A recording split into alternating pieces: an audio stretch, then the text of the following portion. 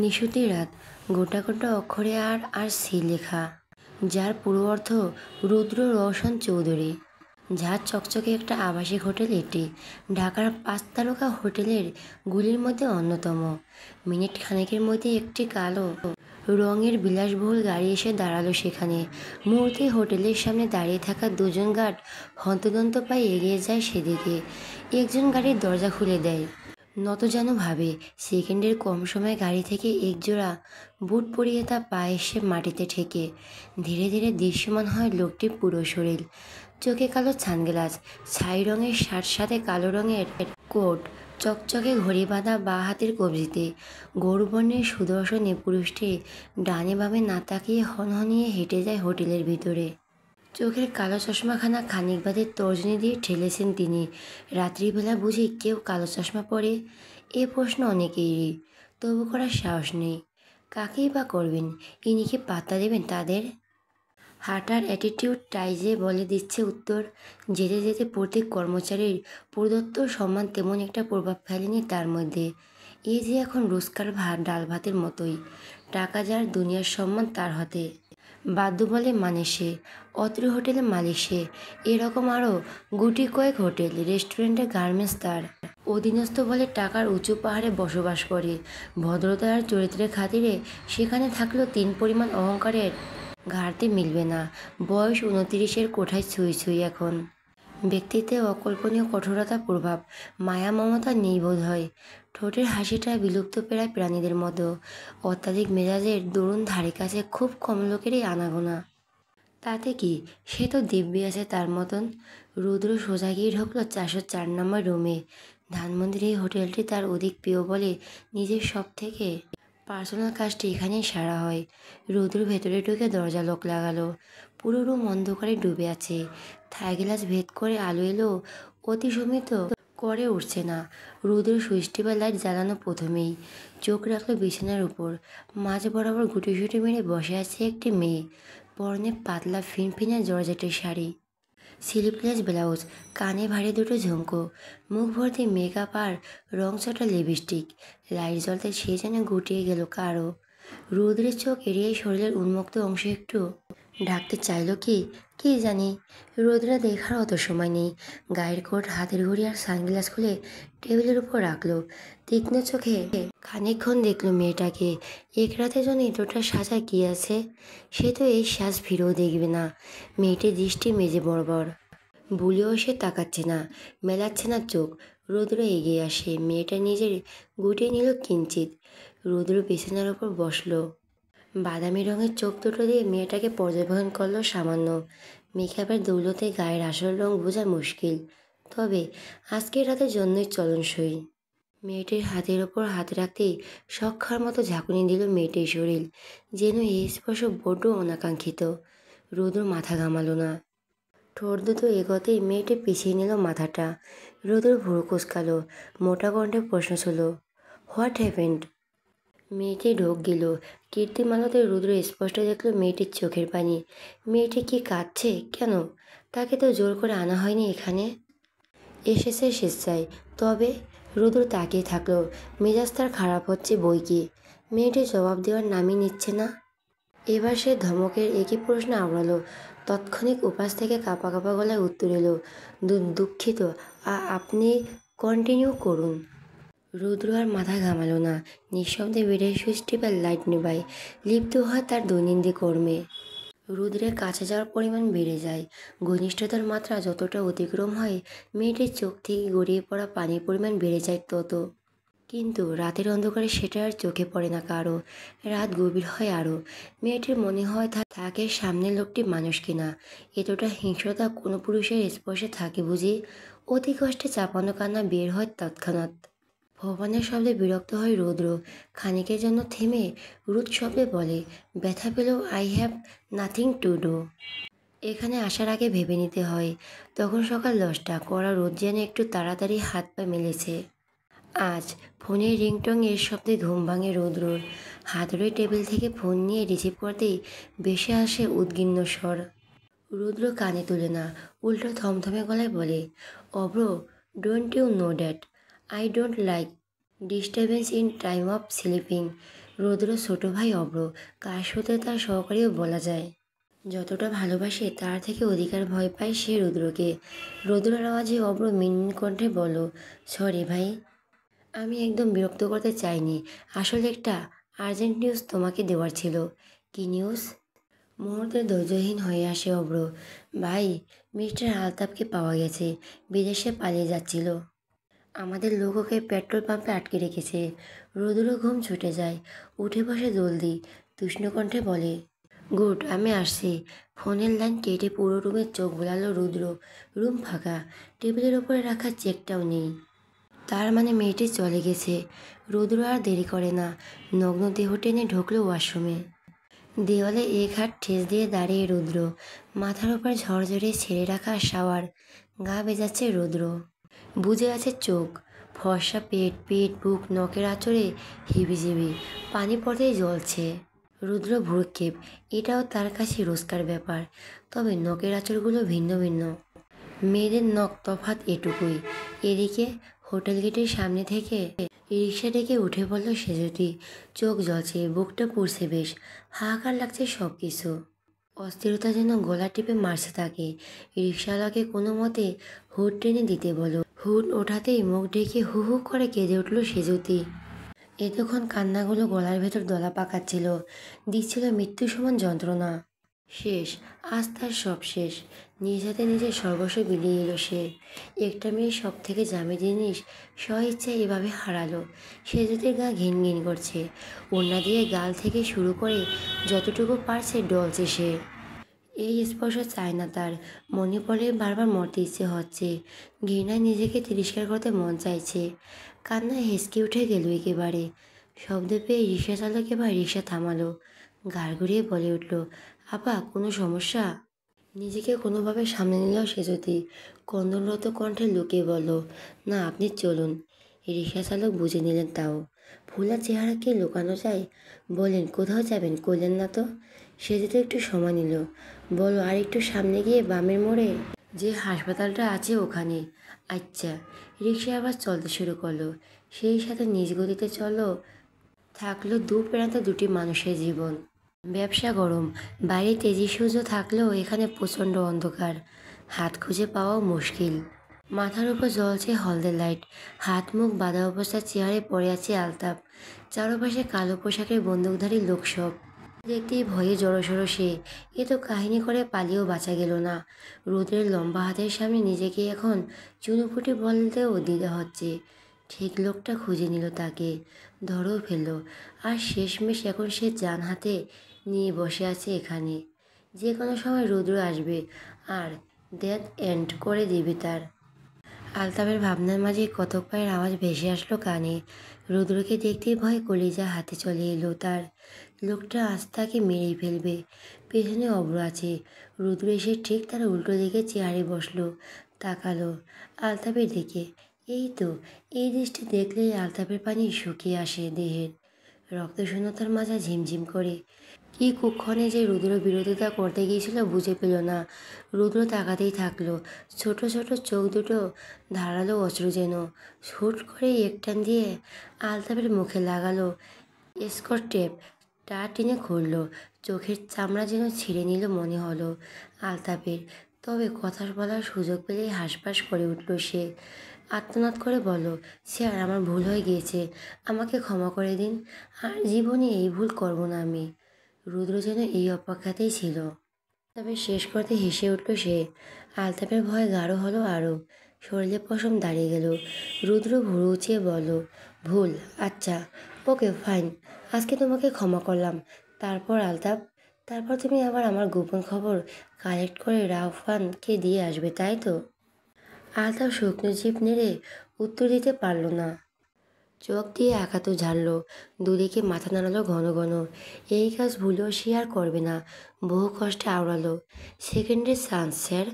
রুদ্রের ডিসিশনারিতে second chance বলে কিছু নেই। ঠান্ডা স্বরে বলল রুদ্র। যে স্বর হিম হয়ে এলো প্রত্যেকের গা। রুদ্র হাত পাতল। মুহূর্তে হাতের তালুতে কেউ একজন হাজির করলো কালো গান, যেটা দেখলে আলতাফের চোখ দুটো এলো আকাশ। হৃৎপিণ্ড ছলাৎ করে বার হলো যেন। রুদ্র সময় নিল না, একেবারে শুট করে করলো আলতাপের বুক বরাবর। আলতাপ উল্টো পড়লো মেঝেতে, গলা কাটা মুরগির মতো ছটফট করছে খানিকক্ষণ, এরপর ঝিমিয়ে পড়লো। রুদ্র হাতে রিভলভার আলতাপের ডিল পাশে ছুঁড়ে ফেললো। গ্লাভস দুটো খুলে অব্রর দিকে তাকালো। কপাল জুড়ে ঘামের জুবুথুবু ছেলেটা। রুদ্র বডি দেখে ইশারা করলো, এটা যেন কোনো চিহ্ন না থাকে। ওকে ভাই, ওর টিকিটা ওকে খুঁজে পাবে না। গুড। কথা শেষ করে পকেটে হাত ঢুকিয়ে দরজা দিকে এগিয়ে গেল রুদ্র। হঠাৎই একটা গুলির শব্দ, কান ঝাঁকিয়ে উঠল অব্রর। ওদিকে প্রচণ্ড পিঠ ব্যথায় কাতরে উঠল রুদ্র। ব্যাপারটা বোধগম্য হতেই পেছনে ফিরে তাকালো রুদ্র। উপস্থিত সকলে হকচকিয়ে হতভম্ব তখন। বুঝে ওঠার আগেই পরপরই আরও দুটি গুলি ছুড়ল আলতাপ। রুদ্র কুকড়ে উঠে পিছিয়ে গেল দুপা, চেপে ধরল বুক। আলতাপ কুটিল হেসে বলল, কী ভেবেছিলি আমাকে মারবি? আমি তো মরব জানি, কিন্তু তার আগে তোকে মেরে যাব। তোকে তো শেষ করার লক্ষ্য ছিল আমাদের, কিন্তু সেটা ইকোনমিক্সের এক্স ফিজিক্যালিও করে দিলাম আমি। ব্যাপারটা এতটাই দ্রুত ঘটে গেছে যে অব্র সহ সবাই বেশ ভড়কে গিয়েছিল। হুশ আসছে কারো কালো পোশাকে একজন গিয়ে মাথা বারবার লাথি বসলো আলতাপের। ব্যথায় আর্তনাদ করে হাত থেকে রিভলভার ফেলে মাথা চেপে ধরল আলতাপ। লোকটা আরও কয়েকটা লাথি মারল একই জায়গায়। সঙ্গে সঙ্গে উপস্থিত প্রত্যেক আলতাপকে গুলি করতেই শার্ট ছেড়ে ঝাঁঝরা হলো তার বুক। এদিকে বুকে হাত মেঝেতে বসে পড়ল রুদ্র। ভাই বলে এক গগনবিদায় চিৎকার দিয়ে ছুটে গেল অব্র। রিয়ান, গাড়ি বের করো ফাস্ট। গাড়িতে রুদ্র মাথা কোলে নিয়ে বসে আছে অব্র। গাড়ি জামা রক্তে মাখামাখি তার। পাগলের মতো কতক্ষণ হাত জ্বলছে রুদ্রর, কতক্ষণ হাত বোলাচ্ছে মাথায়। যত দ্রুত সম্ভব ড্রাইভ করছে রেহান। বয়স্ক লোকটার। প্রথমে তার বাবা ড্রাইভ ছিলেন রুদ্রদের, এখন সে। কিন্তু এরকম অবস্থা আজ প্রথম পড়ল। রুদ্রকে কখনো রক্তারক্তিতে সরাসরি অংশ নিতে দেখেনি সে। হ্যাঁ, আন্ডারওয়ার্ল্ডে রুদ্রর আনাগোনা আছে, কিন্তু সেটা তো প্রত্যক্ষভাবে নয়। স্যার, এই মুহূর্তে ভালো ক্লিনিকে নিতে গেলে স্যারকে বাঁচানো যাবে না। কাছের কোনো হাসপাতালে নেই? রিহানের কথায় অব্র আরও ভয় পেল। যেটা ভালো হয় করো, কিন্তু তাড়াতাড়ি করো প্লিজ, ভাইয়ের সেন্স চলে যাচ্ছে। স্ট্রেচারে করে দুজন নার্স রুদ্রকে অপারেশন থিয়েটারের ভেতরে নিয়ে গেল। অব্র পায়চারি করতে শুরু করলো সামনে। চিন্তায় রুহ কাঁপছে তার। তার মাথার উপরে একজনই আছে, যাকে বলে বটবৃক্ষ। এইভাবে তার সব ভাইয়ের কিছু হলে সে যে একদম একা। টানা 1 ঘন্টা পর ওটি থেকে ডাক্তার হোসেন বের হয়। লম্বায় 6 ফুট লোকটা, দেহের গঠন প্রশস্ত বেশ। চেহারার আদলে একটা শ্রদ্ধাভাজন ভাব আছে। ওনাকে দেখতে এগিয়ে এলো অব্র। ভাইয়ের কী অবস্থা ডক্টর? দৈনন্দিন এমন হাজার পেশেন্ট আসে দোরগোড়ায়, এতে অভ্যস্ত হোসাইন। তবুও অব্রের ব্যাকুলতা দেখে উনিও বেশ চিহ্নিত কণ্ঠে বললেন, অনেকটা ব্লিডিং হয়ে গিয়েছে, ইমিডিয়েটলি ব্লাড লাগবে। তো অপেক্ষা করছেন কেন? দেখুন, ও নেগেটিভ একটি রেয়ার ব্লাড গ্রুপ, সচরাচর পাওয়া যায় না, আর আমাদের এখানেও সংগ্রহ করা নেই এখন। প্রতিনিয়ত এখানে অনেক পেশেন্ট আছে যাদের ব্লাড দিতে হয়, সবসময় হাসপাতালে মজুত রাখতে সক্ষম হয় না। অব্র জিভ দিয়ে ঠোঁট ভেজালো। বুঝেছি, আমি ব্লাড ব্যাংক থেকে আনানোর ব্যবস্থা করছি। তাড়াতাড়ি করবেন, অবস্থা ভালো না। তাড়াতাড়ি করবেন, অবস্থা ভালো না। শুনুন। পাশ থেকে মেলে আওয়াজে যেতে যেতে ফিরে তাকালো অব্র। হোসাইনও তাকালো একইভাবে। অব্র বলো, আমাকে বলছেন? আমি একটু আগে আপনাদের সাথে কথা শুনছি। আসলে আমারও সেম ব্লাড গ্রুপ, আমি রক্ত দিতে চাই। পেশেন্টকে তুমি চেনো? হোসাইন অতি আগ্রহ করে ফেলল প্রশ্নটা। সে যদি সহজ কণ্ঠে বলো, না আমি, কিন্তু তোমাদের কথায় বুঝলাম ব্যাপারটা অনেক সিরিয়াসলি, ইমিডিয়েটলি রক্তের প্রয়োজন। অব্রের বিষয়টা ভালো লাগেনি। সে তীক্ষ্ণ মেজাজে বলল, আপনার রক্ত দিতে হবে না, আমি রক্ত নিয়ে আসার ব্যবস্থা করছি। আমার একটা ফোন করলে এখানে ব্লাড ব্যাংক বসে যাবে। সে যদি ভুরু কুচকালো, কিন্তু শান্ত কণ্ঠে বলল, দেখুন আমি জানি আপনাদের টাকা আছে, তাই এগুলো হতেই পারে, কিন্তু এই হসপিটালে ব্লাড ব্যাঙ্কগুলো অনেক দূরে। ব্লাড নিয়ে আসতে আসতে ঘন্টাখানেক তো লেগেই যাবে। এতক্ষণে যদি পেশেন্টের ভালো মন্দ কিছু একটা হয়ে যায়, তখন আপনার বসানো ব্লাড ব্যাংক কোনো কাজে লাগবে না আপনার। তাই বলছিলাম ব্যাপারটা ভেবে দেখুন। হোসাইন বললেন, মিস্টার অব্র, মেয়েটি ঠিকই বলছে, পেশেন্টের 3টে গুলি লেগেছে এবং একই জায়গায়। বুঝতে পারছেন সিচুয়েশন কতটা ক্রিটিক্যাল। হাতে কিন্তু বেশি সময় নেই। অব্র সময় নিল না, ভাবলো দুজন মানুষের চেয়ে তার দিকে। ওদিকে রুদ্রের অবস্থা ভালো না। তাই বলো, আচ্ছা বেশ, প্লিজ যা করার তাড়াতাড়ি করবেন, ভাইয়ের যেন কিছু না হয়। আমি আমার বেস্টটা দিয়ে ট্রাই করব। সে যদি মা আমার সাথে এসো। ওনারা যেতেই অব্র পায়চারি শুরু করলো আবার। মেয়েটা থেকে রক্ত নেওয়া কি ঠিক হলো? কোনো মেয়ের রক্ত ভাইয়ের শরীরে, এটা শুনে ভাই যদি রেগে যায়। কিন্তু করার তো কিছুই ছিল না। ভাই না হয় দুটো ধমক দেবে, ভাইকে বাঁচাতে এটুকু সহ্য করে নিতে পারবো আমি। হয়ে গেছে। হাতের স্লিপ খুলতে খুলতে বললেন হোসাইন। সে যদি আস্তে করে উঠে বসলো। ঠিক আছে, তবে আমি আসছি। যেতে নিতে আবারও ফিরে এলো। মনে করার ভঙ্গিতে বলল, ও হ্যাঁ, বাবার সামনে ভুলও বলতে যেও না, খুব বকবে। হোসাইন মাথায় হাত বোলালো ওর। আচ্ছা বেশ, বলবো না, আচ্ছা। সে যদি চলে গেল। হোসাইন দম ফেলো বড় করে। মেয়েটি বড্ড বেশি ভালো। আমি তুই বড্ড ভাগ্যবান, এমন হীরার টুকরো মেয়ে পেয়েছিস। সে যদি বের হতে হাতে থাকা চেকটা ওর দিকে এগিয়ে দিল অব্র। নিন। সে যদি কপাল কুঁচকে বলল, এটা কি? এখানে 2 লাখের অ্যামাউন্ট দেওয়া আছে, কম হলে বলবেন, বাড়িয়ে দেওয়া হবে। শত হলেও আপনি আমার ভাইকে বাঁচিয়েছেন। সে যদি এতক্ষণে ভালো মেজাজ চেতে গেল মুহূর্তেই। আমি কি আপনার কাছে রক্ত বেসেছি? অব্র হাত গোটালো, বলল, না তা কেন হবে, আমি তো বলিনি। সে যদি কোমরে হাত দিয়ে দাঁড়ালো। তবে কি এটা বোঝাতে চাইছেন আপনার আমাকে বড়লোক? আপনাদের অনেক টাকা। শুনুন, আমি আপনার ভাইকে টাকার বিনিময়ে বাঁচাইনি, বাঁচিয়েছি নিজের বিবেক থেকে। এটা দেখিয়ে আপনি আমাকে অপমান বই কিছুই করলেন না। আর সত্যি বলতে আপনার বড় লোকদের এমন স্বভাবের জন্য বিপদের সামনে আপনাদের কাউকে পাশে পান না। প্রত্যেকটা মানুষের আত্মসম্মান আছে, জেনে রাখবেন। টাকা দিয়ে সবসময় সেটাকে পরিমাপ করতে কেন যান? এছাড়া আপনাদের আর কাজ নেই নাকি যত সব? সে যদি মুখ ঝামটা মেরে চলে গেল। অব্র তখন হাঁ করে তাকিয়েছিল ওর দিকে। সে যদি যাওয়ার দিকে তাকিয়ে অব্র বিড়বিড় করে বলে উঠল, বাপরে, মেয়ে তো নয়, একেবারে ঝালমরিচ। প্রায় 3 দিন লেগে গেছে রুদ্র পুরোপুরি সুস্থ হতে। বুকের ব্যান্ডেজও খোলা হয়েছে। কদিন বেড রেস্ট থাকতে হবে এখন। অব্র একটা মস্ত বড় ফুলের বুকে নিয়ে ঢুকলো কেবিনে। হাসি হাসি মুখে করে বলল, ভাই এখন কেমন আছো? রুদ্র ছোট করে বলল, ঠিক আছে। যাক, জানো কতটা ভয় পেয়ে গিয়েছিলাম আমি? কত ব্লিডিং হয়ে গিয়েছিল তোমার। ডক্টর তো আমাকে রীতিমতো ঘাবড়ে দিয়েছিল। ব্লাড ব্যাঙ্কগুলোতে এখানে অনেক দূরে দূরে, টাইমলি যে হাতের কাছে পাবে সেরকম কোনো সুযোগই নেই জানো। এটার কোনো মানে হয় বলো? ভাগ্যিস ওই মেয়েটা সময় মতো রক্ত দিয়েছিল। না হয় রুদ্র মাঝপথে থামিয়ে দিয়ে বলো, কোন মেয়ে? হুশ আসতে জিভ কাটলো অব্র। এই রে, যেখানে বাঘের ভয় সেখানে সন্দেহ হয়। ভাইয়ের সামনে বেফাস কথা বলে দিল। এবার কি হবে? রুদ্র গম্ভীর কণ্ঠে বলল, কিছু জিজ্ঞেস করছি অব্র। অব্র উসখুস করলো খানিকক্ষণ। ধমক শোনার জন্য প্রস্তুতি নিল। আমতা আমতা করে বলল, একটা মেয়ে রক্ত দিয়েছি ভাই, আমি চিনি না তাকে। ঢোক গিলে। আমি নিতে চাইনি, কিন্তু তোমার যা অবস্থা ছিল, এছাড়া কোনো ওয়ে ছিল না। রুদ্র শান্তভাবে প্রশ্ন ছিল, কত অ্যামাউন্ট দাবি করলো? রুদ্রের কথায় অব্র শতাধিক আগ্রহ পেল। উদ্বেগ নিয়ে বলো, একটা টাকাও নেইনি ভাই, উল্টো আমি টাকা দিতে যাওয়ায় আমাকে কতগুলো কথা শুনিয়ে দিয়েছে। রুদ্র অবাক চোখে তাকালো। পর মুহূর্তে কিছু একটা ভেবে বলো, ওকে ফাইন, মেয়েটার অ্যাড্রেস কালেক্ট করো আর টাকা পাঠিয়ে দে। ওকে ফাইন, মেয়েটার অ্যাড্রেস কালেক্ট কর আর টাকা পাঠিয়ে দে। উই নো না, রুদ্র রোশন চৌধুরী কারো ঋণে রাখে না।